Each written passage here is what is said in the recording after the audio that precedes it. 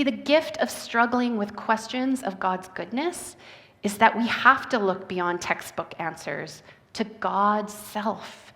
We begin to actually deal with God when we start to ask these questions. We are forced to look beyond the meaning of our own individual lives, beyond our own needs and our own desires. And this opens us up to a whole new way of seeing the world. We see a mouse, maybe where we used to see a cat. Our viewpoint readjusts. We see a new horizon. We might not get tidy answers. Everything might not get fixed. But what we do get is a new vision. So as we follow Luke's line of reasoning, we see that God's goodness is not wrapped up in answers or in detailed arguments. It's wrapped up in stories. Stories are the currency of God's goodness.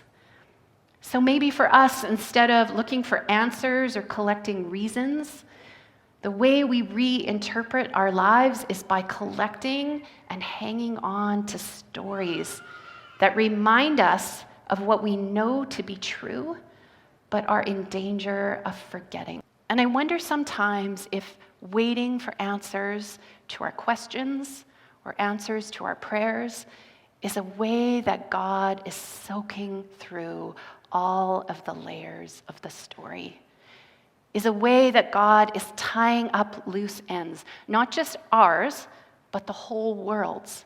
What if, as we wait, God is wrapping up the answers to our own questions, the answers to our prayers in the larger story of God's plan to renew all things?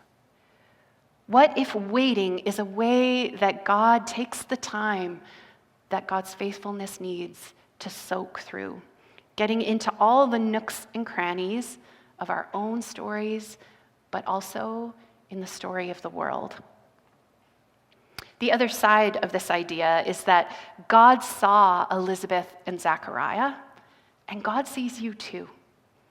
In the midst of all that's happening in world history right now, in the midst of all of the events that we're going to write down in social studies books that our grandkids are going to read, God's faithfulness is for you.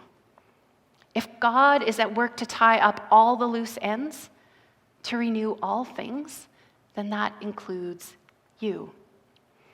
So if you have been waiting for an answer for a long time, remember the story of God's faithfulness. God has not forgotten you. If you have asked for something over and over and all you've heard is silence, remember the story of God's faithfulness. God has not forgotten you. If you are in the midst of a relationship that is a slog, if you continue to endure a situation that feels hopeless, God has not forgotten you.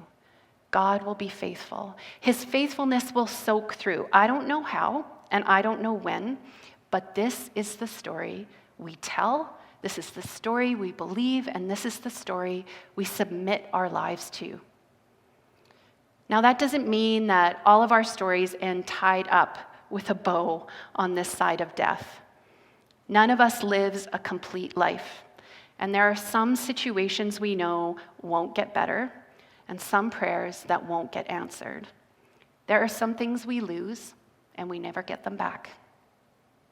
But do you know what we do when we face those situations? We look to that larger story of God. We remember that God's answers are not just contained in the small plot lines of our own stories, but in this large plot line of God's plan to renew all things. We have a bigger story to lean into. God will make all things new. All of those unfinished storylines will yet be soaked through with God's faithfulness. If not in this lifetime, then in the next. Our story does not finish with our small endings. It does not finish with our ultimate ending. We are held in the promise that somehow, in God's love, death and endings will all be destroyed. And that's really good news. Big breath of fresh air. In the middle of everyday faithfulness, a new thing happens. And when the angel announces that this new baby John is about to arrive, he says that John will prepare the people for the coming of the Lord. He will make a way. He will clear a path. John will clear a way for the people to respond to Jesus when he comes on the scene. And I wonder if our waiting does the same thing John did for Jesus, that it prepares us for the coming of the Lord. So what are you waiting for? And how's it going?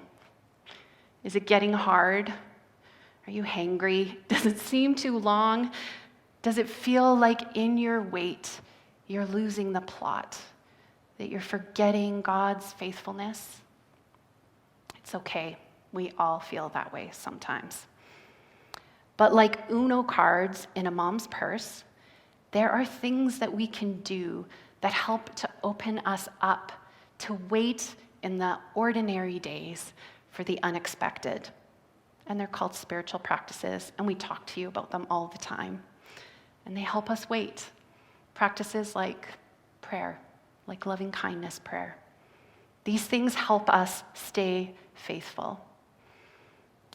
And so just maybe this week take some time to examine how your ordinary daily rhythms help to orient you to hope, help remind you of the story of God's faithfulness. How are these practices helping clear space so that you can receive the unexpected when it comes your way?